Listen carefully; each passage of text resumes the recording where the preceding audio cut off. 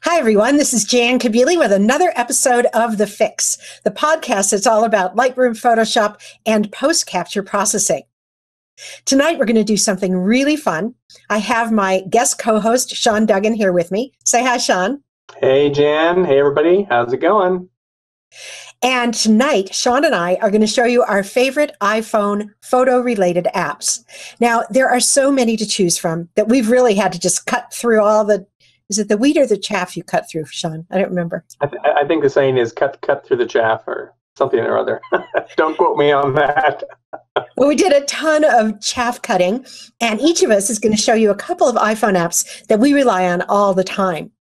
And I just also want to mention that I'm very excited to have Sean Duggan here as my guest co-host. You're going to be seeing a lot more of him in the weeks to come here on TheFIX.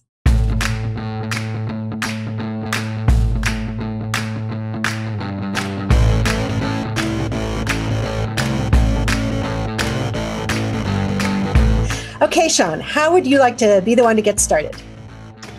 Well, I'm going to show a pretty simple app that I use a lot for compositing, which I do a lot of on both my iPhone and my iPad. And this is an app that you can either use for compositing or just to group two different photos together. And it's called TWiP. So I will share my screen here.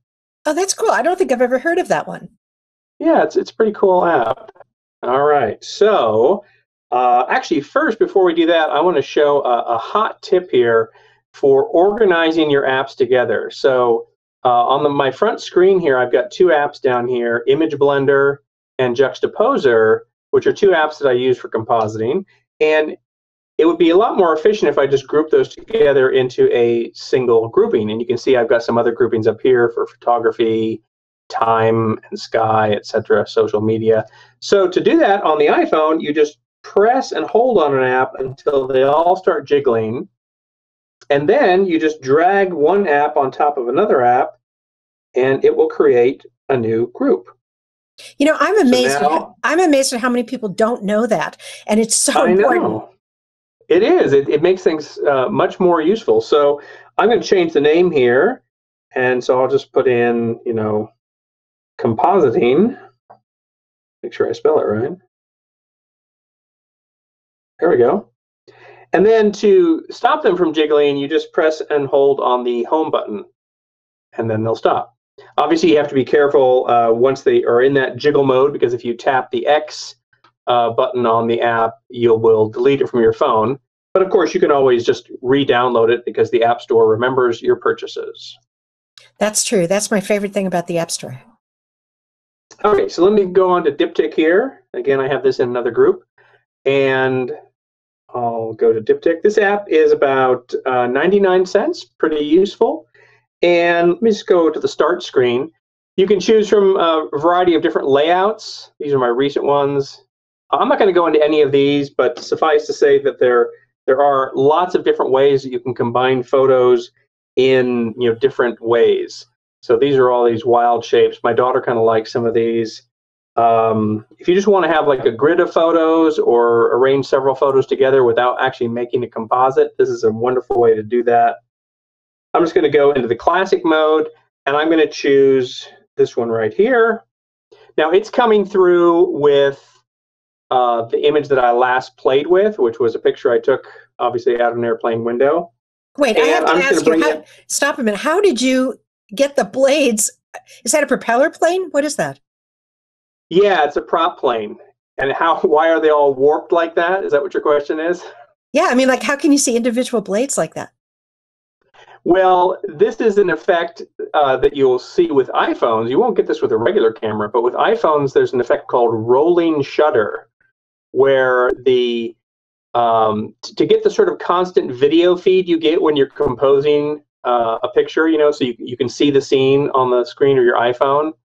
It actually is this sort of constant video feed, and there's like a shutter effect. And when you have something moving really fast, like an airplane propeller, you can get these sort of really weird looking effects from it. And actually, when you see it live, it looks totally bizarre as well. Oh, so that's great. That's cool. Yeah. So if without going into detail, just look up rolling shutter effect on Wikipedia or the web, and you'll find voluminous scientific explanations for it. All right. So I'm going to bring in a new photo here. I'm going to just tap on one of the panels, and then I can go out to my albums here. And I'm just going to come down to an album that I have prepared. And this is a picture that I took at Anderson Ranch in Colorado. I was there teaching earlier in the summer. And what I'm going to do is instead of having two pictures side by side, which is sort of the classic way you would approach a diptych, I'm going to make a mirror, an image mirror. And then later on, we'll use this in another composite in another app. So I have the one picture on the left side. I'm just going to tap again to go in. I'm going to choose the exact same picture for the right side. And now what I want to do is flip the one on the left because I want it to be looking like it's a reflected version. So I tap on that to make it active. And then down here in the bottom, I can choose flip. And I'm just going to use the first flip button on the left to flip that, and now I can adjust those. And now the thing that's getting in the way now is that I don't want this border in the way, so I'm going to go down to borders in the bottom, and I'll tap that, and I'm just going to actually turn border off. So I'm going to take this slider here, which lets me control the size of the border, and just slide it to where there's no border at all. And now I can come in and play around with really adjusting the alignment of the two pictures to get them so they get this nice reflected or mirrored effect. Oh, that is so cool. I love that. Yeah, and I think the human brain is really hardwired to love symmetry, and that's why we respond to pictures like this. They're just pretty. The symmetrical look is really nice. It's kind of magical and mysterious. And what I like, sometimes I'll make an image mirror like this. I call these image mirrors. I'll make an image mirror, and that's it. I'm done. Or maybe I'll convert it to black and white to make it look a little bit more mysterious or whatever. But a lot of times I'll use these initial image mirrors as kind of the base of another composite. So later on, showing another app, I will take this picture here and we'll go into another app and do something a little bit different with it.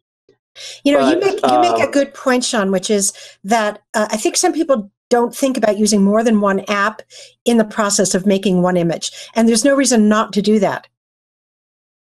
Exactly, yeah. I mean, I use multiple apps because the frustrating thing about apps is that there's really no one app that does everything, depending on what you want to do. There's a lot of apps that handle a lot of different things very well. And certainly there are kind of real bread and butter apps that I use all the time. But for certain specialized things, you have to kind of go to different apps because they tend to do, whatever that thing is exceptionally well.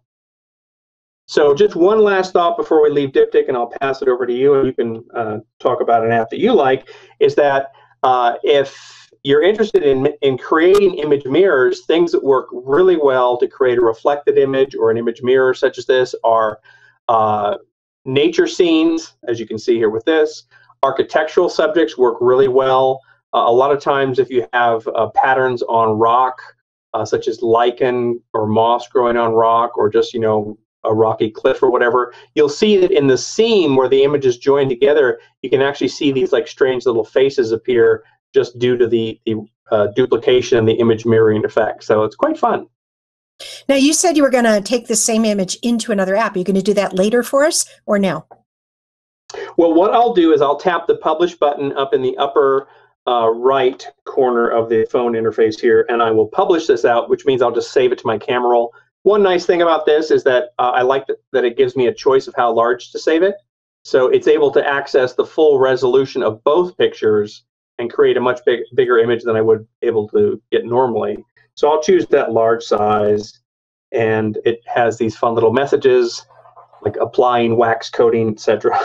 And I'll just choose save. Now that's saved out to my camera roll, so I can open it up in another app later when I talk about a different app.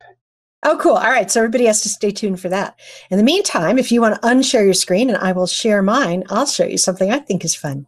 So here you can see a screen of my phone, and you can see on the first page I have all my regular apps, and then on the second page I have all my camera related apps. I've got my camera, I've got Pro HDR that I use to shoot in high contrast situations. I have Photos, which contains my camera roll, Instagram, Google Photos, Snapseed, and Lightroom Mobile. And those are the apps that I use all the time, pretty much every day. And then I have lots of other apps that I've collected too. So I'll just give you a quick look at those. I keep those in groups, and that first group I call Photo Capture. And here I have some apps that you can use during the capture process. I really like Hipstamatic for making that old-timey look. And I use the Lumix Remote app with my Lumix GH4 camera to control the camera from the phone. I also have a Light Meter app and a bunch of other photo capture apps. Then I have a category of apps that I call Photo Post, and these are lots of different apps to use to post-process photos. I have everything here from Photoshop Mix, which we saw in another episode of TheFIX. I think it was episode 19 with Eric Reno. It's a great new Adobe photo app for the iPhone and Android. And then we have Best Camera, and if I go to the next screen of my Photo Post apps, you can see I have lots more. Words is a great one for adding text to photos, by the way. And here's some more as well.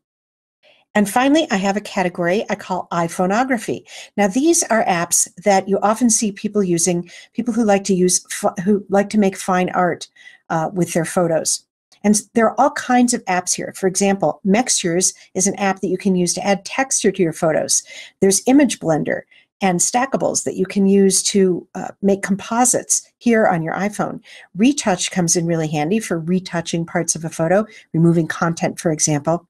I love Photocopier because it gives you some styles that you can start your editing process with that are based on other photographers and other artists' work. And then I often use the Black app at the bottom there when I'm converting a color photo to black and white. And if I go to the next screen of iPhoneography apps, you can see that there are a lot more. Unfold Space is really fun, and so is Squirt and iColorama. And there's more. So I haven't really used all of these apps, I have to tell you. I tend to collect them, and the way that I find out about them is I spend time on Facebook in many of the groups that I've found there that are interested in iPhoneography. And there you can see people talking about apps as well as uploading examples of photos they've made with apps. One example of one of those Facebook groups that I really like is called Dog Sitters App Circus. It's a funny name, but it's really a great group, and it's a lot of really engaged people posting a lot of photos and sharing a lot of information about iPhone photo-related apps. So now I want to show you a little technique in the new version of Snapseed. Snapseed, of course, is Google's app. It's very popular. Lots of folks use it. And you may not know that Snapseed was updated recently and has some great new features. I'm going to open Snapseed. The feature that I want to concentrate on tonight is one that allows you to paint in any of the filters or tool adjustments that you can make in Snapseed. So it's a real flexible local adjustment feature, and it's done with something called stacks. Let me show you what that's about. First, I'm going to add some individual adjustments to this entire photo, and then I'm going to paint in one of those adjustments to just part of the photo. So I'm going to start by tapping the little tool app at the bottom right, and that opens up the area where I can access tools and filters here in Snapseed. I usually start with the Tune Image category of tools. So I'll tap there, and then when I swipe up, I can see the different Tune Image adjustments. So I'm just going to go to the Ambience adjustment and drag that to the right to increase the ambience. And maybe I'll go back in there and choose Contrast and drag to the right to increase the contrast. And then I'm going to tap the little check mark at the bottom right to accept those changes. And I'll tap the tool icon again. And this time, let's do something different. I'm going to go down to the filters, and I'm going to choose a filter that will be really easy for you to see, the black and white filter. That converts everything to black and white right on top of my adjustments that I made a moment ago. And I'm going to choose a style of black and white by tapping the icon just to the right of brightness. I'll go with the contrast style, which is a high contrast black and white look. And now I'm going to tap the check mark to add those changes to the photo. And let's do one more kind of adjustment. I'll tap the tool icon at the bottom right. Let's add a vignette. I'll tap vignette. And down at the bottom, I can choose to leave it on outer brightness and then drag to the right to change or drag to the left rather, to darken the outer part of the vignette. And then if I drag up, I can choose inner brightness, and I'll drag to the right to brighten the inside of the vignette. And then I'll tap the check mark. Now, there's nothing really special about those particular adjustments. You could use any of the adjustments or filters to do what I'm going to show you now, which is the heart of this little technique that I'm showing. Take a look up at the top right, and you'll see the number 3. That means that I've applied 3 kinds of adjustments to this photo so far, and I can access any of those 3 adjustments by tapping the number 3 there. And that brings up a stack that is basically showing me the history of all the things that I've done to this photo, from top to bottom, from original through my tune image adjustments, that black and white adjustment, and then the vignette. And what's really great is I can go back in time here and access any of these and modify them. And I can use the special feature I'm about to show you to paint any of these into just part of the photo. So for example, let's say that I want to have the black and white effect that I'd added only on just the background, not on the car. I'll tap the black and white item in this stack, and then I'll tap the arrow just on the left of the black and white item. And that brings this flyout menu into view. On the flyout menu, if I were to tap the trash icon, that would delete the black and white effect altogether, and the photo would be color once again. But my other adjustments wouldn't be affected. And that's what's so great about this stack of history states. If I tap the little control slider icon on the right, that will take me back into the black and white filter that I'd applied, and I could change that filter, maybe choose a different style of black and white. I'm going to tap the center icon in this flyout menu that looks like a little brush symbol. And now we don't see the black and white adjustment, but down at the bottom we have controls for this black and white adjustment. And you can see that black and white is now set to 100%.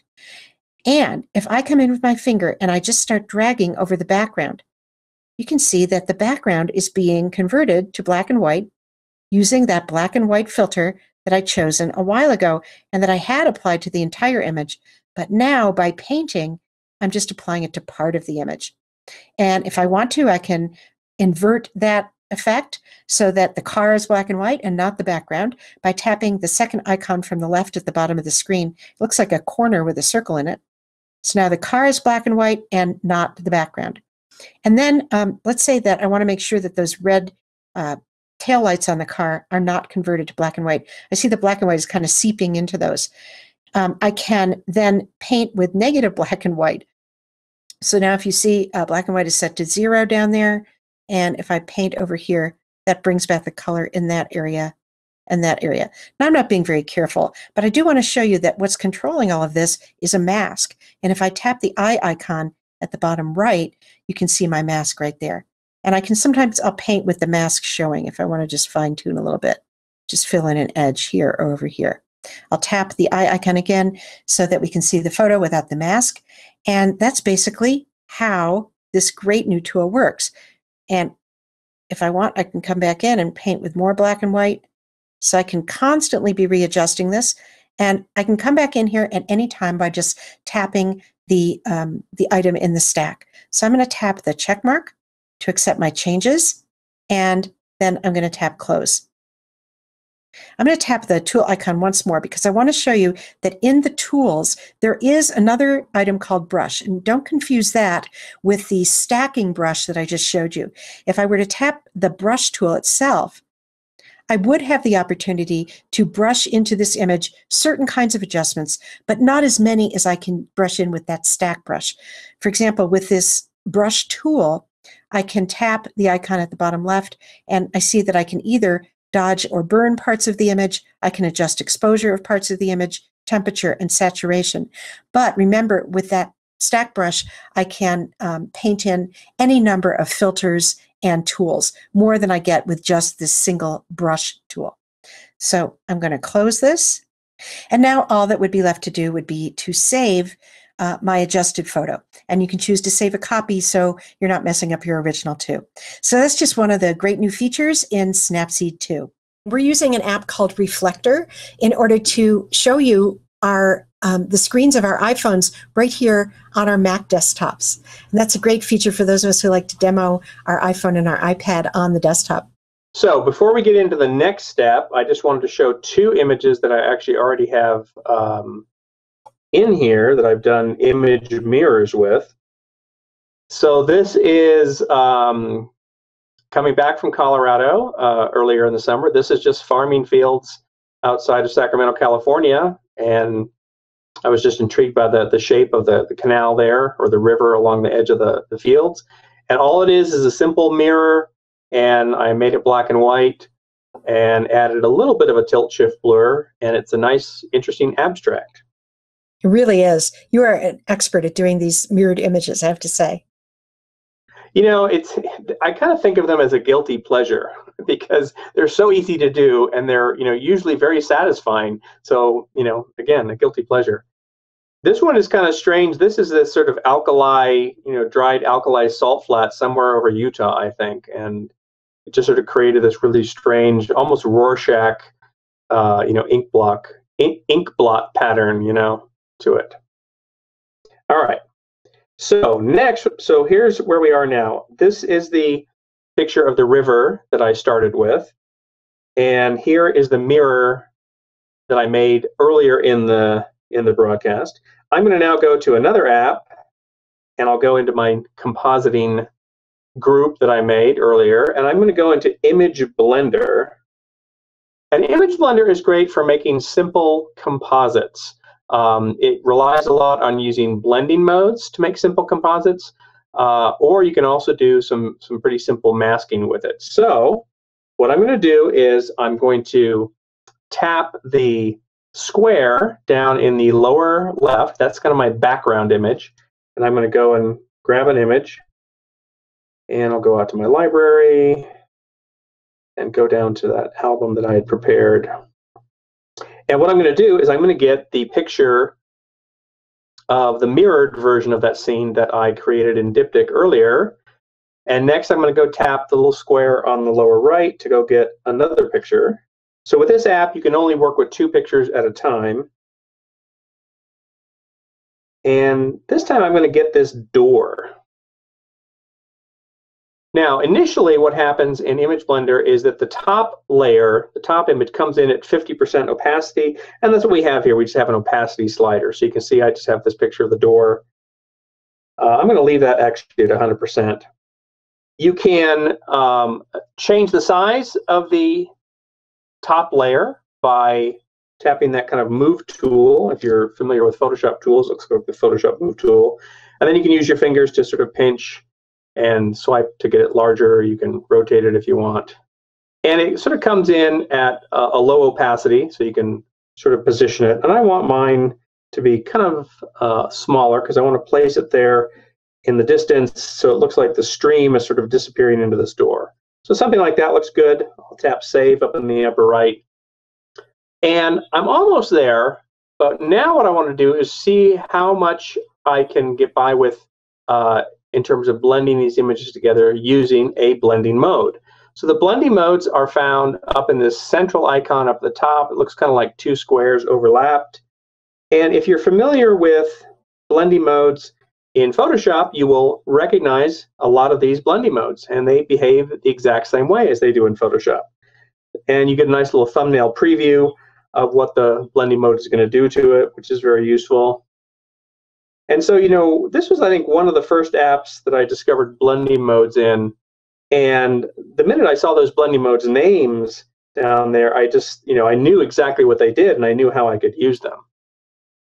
So I'm going to choose the multiply blend mode because the multiply blend mode is going to emphasize the darker areas and de-emphasize the lighter areas. So that's causing most of that wall around the door to disappear. And I'm going to tap the blend mode button up above to exit out of here. And that's good for now, except there's a few little things I want to change with this. So now I'm going to go into the masking features, which is this little pencil tool. Now, I'm not going to go into the masking features in great detail here. I'm just going to do a simple one with the paintbrush. But if you're interested in making photo composites on smartphones or tablet devices, I do have a course at lynda.com on that very subject. It's called Creating Photo Composites on Smartphones and Tablets, and I go into this app and Diptych and several other apps, creating progressively more intricate and complex composites. So if you're interested in that, check it out. We'll put a link in the show notes, or you can just go to my website, SeanDuggan.com, and you'll find a link there as well. So down at the bottom, what I'm going to do is I'm going to tap this little, next to the pencil, there's like this little icon here, which allows me to choose the type of brush. And I can choose a hard edge brush, a soft edge brush, or a radial or linear gradient. So I'm just going to use the soft edge brush, which is what we have here. I'm going to tap the little gear icon, which allows me to choose the size of the brush.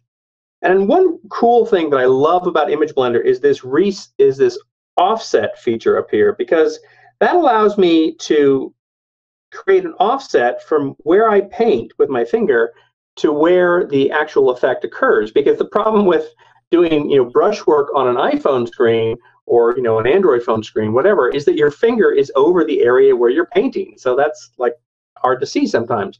So what this does is, where you see the kind of fainter circle in the middle, that would be where my finger would be moving, but the actual effect is going to appear over on the side, or wherever I happen to have the offset configured. So I'm going to leave it off to the side like that and just choose done. And you'll see now what's going to happen is that I'm going to start painting here, and my finger is actually right over the middle of the door, but you can see where the effect is taking place. Oh, so that's brilliant. That's brilliant. Yeah, what a great idea. I know. I wish more apps would do this. Yeah. It really is brilliant. Juxtaposer has something similar. So now I have to tap the gear icon again and just switch the offset so I can go over and do the other side. And when you are working with the brush, it kind of deactivates the blend mode temporarily. So I'm going to just sort of do this really quick and dirty just so you get the idea. I'll just tap save. And now you can see how that is blending in a little bit better. I can lower the opacity if I want a little bit more of the forest to show through. But that, in essence, is Image Blender. It's a very simple app. There's not a lot of bells and whistles. Of course, you can't do really intricate masking, but you really shouldn't be expecting to do intricate masking on your phone. It's good for simple masking, and sometimes that is good enough. Just going to move this up here a little bit. It seems to me that a large part of this has to do with which images you choose to put together.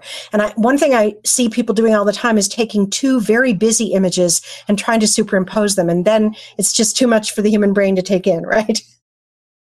Yeah, it is good to sort of, have a little bit of maybe a pre-visualized idea about how images might work together.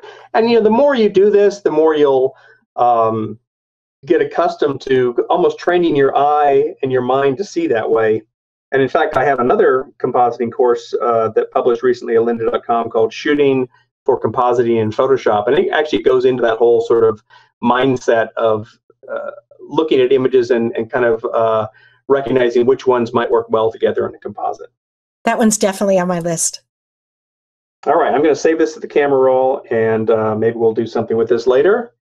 One other thing here. After you save it, it asks you, do you want to start over again on a clean project? I typically choose no, because if I get this version of the picture into another app and start working with it, and I find, I didn't have that door placed right, or my mask is a little funky here, I can come back to Image Blender as long as the app is still open, and I can still make my corrections to the image and then resave it and start again. So I always choose no initially unless I'm sure that I'm done with the picture.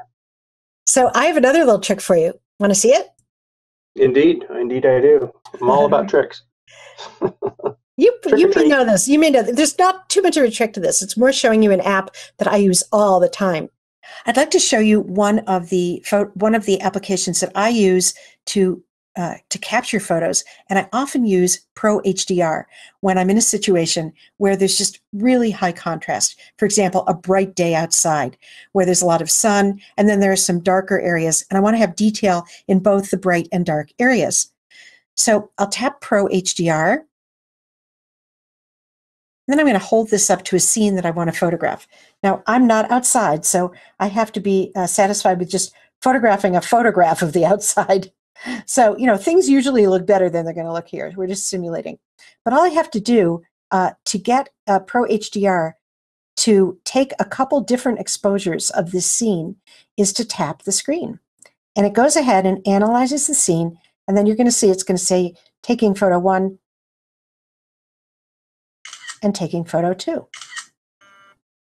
Now the real trick, really the only trick, is staying still while HDR Pro does that analyzing and shoots the 2 photos.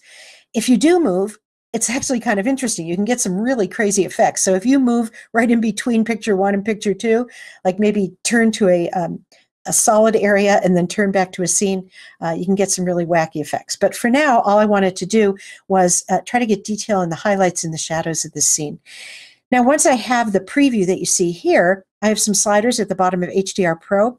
You're welcome to use these. I often just leave them where they are and then adjust my photo later in another application like Snapseed that has more flexibility. But if you want, you can do things like maybe increase the brightness or increase the saturation and so forth. You also have options here for cropping the photo, adding some filters that come with HDR Pro, even adding some frames and text. Let's go ahead and add a frame just to show you. I'll go with something kind of simple. Let's go with this black one. And if you want, if you tap text, you can even type text on the photo. I'm going to go ahead and at this point, I would click Save. Now, this is something a lot of people forget to do. They forget to save. They just click Done. And if you do click Done before Save, let me show you what happens. You get this message and it says, you haven't saved your picture. Do you want to continue anyway? If you say OK, you will lose everything you have here in HDR Pro. So I'm going to cancel out of here. And then I'm going to save. And by the way, I apologize. I see that I have a little bit at the top right that I should have cropped away, but just for purposes of this little tutorial, we'll leave it there. So I'm going to go ahead now and choose Save and then Done. And that takes me back to the main screen of HDR Pro, and I'm ready to take another photo. So that's a look at HDR Pro. I really like it. Sean, what about you? Do you use this? Yeah, what I do a lot is just a quick tip. It doesn't require any sort of a screen sharing demo. A lot of times I want to take my HDR pictures, the exposures, and kind of move along because, I'm too busy to actually do the processing right then and there. So I use an app called Bracket Mode. And all Bracket Mode does is let you take 2 pictures, one for the highlights, one for the shadows. You can have it set to auto to where it chooses the brightest point and the darkest point in the scene, or you can manually choose those. And, again, you hold the camera really steady. It takes 2 pictures and just saves them to your camera roll. And then I'll use Pro HDR later to bring those pictures in and merge them together. That's a very good idea. I didn't show that aspect of Pro HDR, but you can take multiple pictures from your camera roll and merge them together the same way as when you're doing it on the scene. In the older version of HDR Pro, you used to have to choose the dark part and the light part yourself, and now it appears you just tap the screen and it does that for you. And that makes things easier when you're trying to hand hold because you only have to hit the screen once. I really like that. And the other last thing about it is I often will further manipulate my HDR Pro images in another app.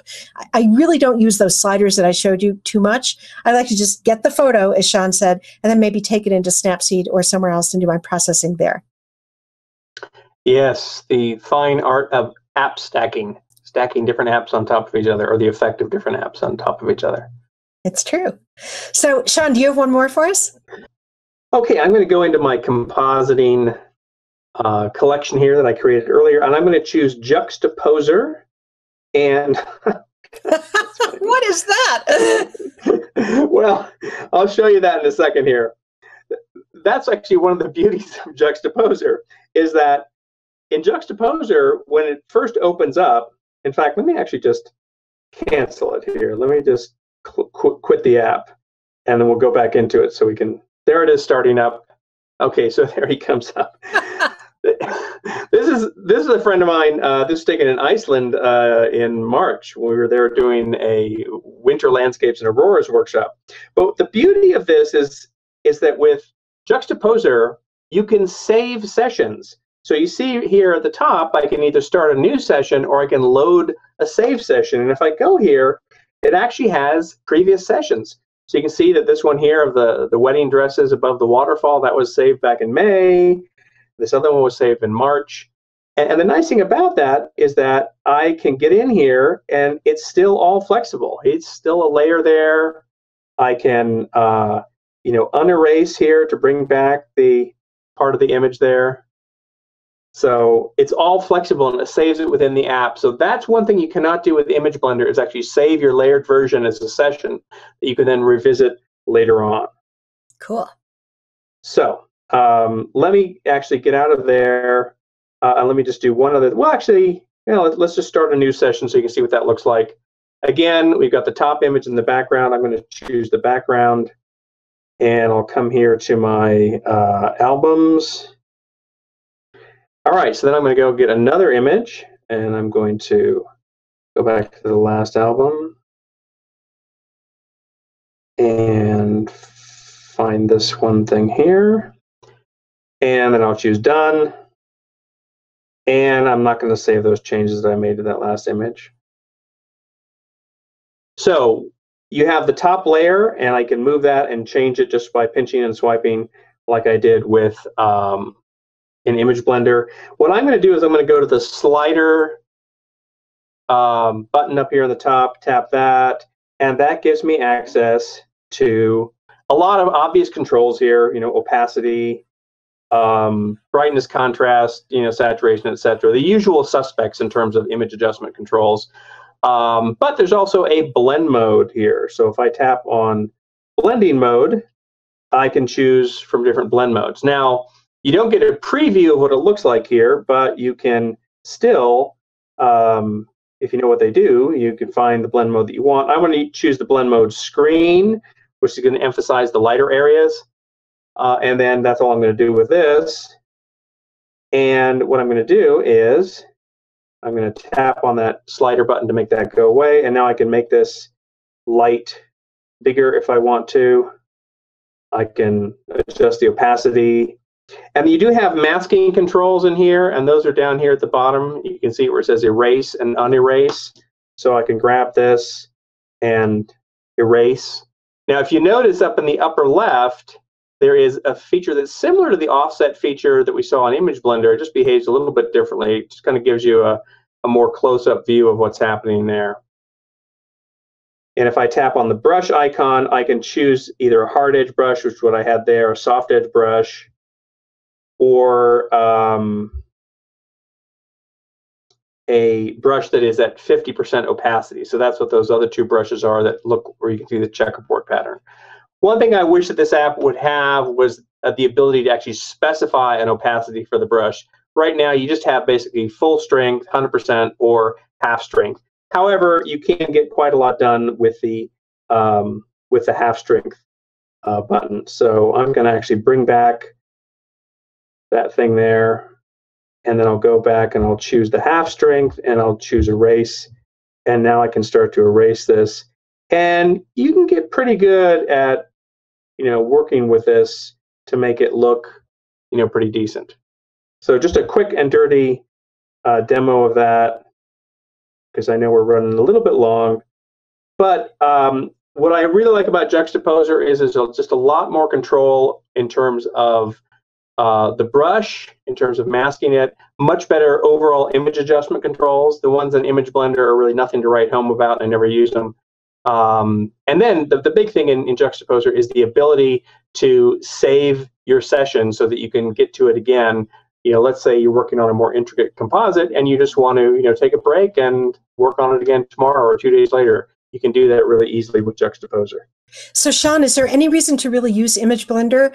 Does it offer something Juxtaposer does not? The interface is a lot simpler, I guess. That's probably the main thing. And for a lot of people, that's a pretty key thing because, I have a lot of iPhone apps that are incredibly complex in terms of what they offer and what their interfaces are like. And sometimes my mindset is such that I don't necessarily want an overly complex interface on the phone. I want it to be simple. I want it to be easy. So not that Juxtaposer is complex in any way. It's pretty elegant. I'd say if you are new to making composites on the smartphone, maybe start out with Image Blender, and then you can graduate to Juxtaposer, and then there's even more after that. Great advice. Do you want to unshare your screen and come back to us? I will come back. And while you're doing that, I just want to say that is just a taste of what's available to you in iPhone apps. And don't be afraid, go out there and try things. I always tell my friends, you can't break anything. And even though you may be an expert with Snapseed or one of the other apps that you use all the time, I think you're really doing a disservice to yourself to not explore what else is available. Some of them don't stay around long.